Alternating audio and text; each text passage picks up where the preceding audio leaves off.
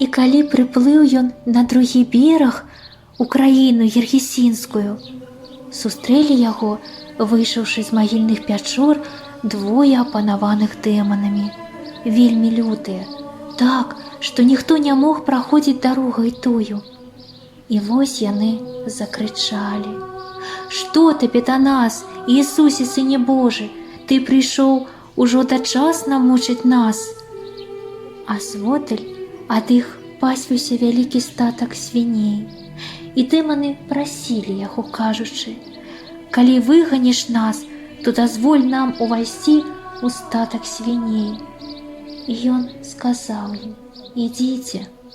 І выйшлі яны і пайшлі ў статак свіней, і вось кінуўся ўвесь той статак свіней, скручыў мора і патануў у вадзе. А пастухі паўцякалі і, прыйшоўшы горад, расказалі пра тое, што здарылася з апанаванымі дэманамі. І вось увесь горад выйшаў насустрач яму, і, убачыўшы Ісуса, прасілі, каб ён адышоў ад межаў іх. Ён горад пакінуў, ад іх адышоў, так выканаў волю людскую. А тых, каго вызваліў ён ад акоў, няхай ласку Бога адчуюць. А зараз па хвалях плыве карабель, вялікае сонца не гасне, Христос не навязвае людзям сябе, Ён плача аб нашым няшчасці.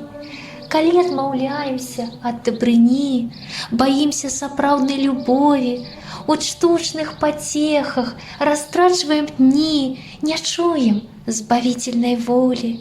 За шумам будзённым, за бурай падзей, у моры разлітых спакусаў, а ціхі Христос не губляе надзей, чакаючы нас без прымусу.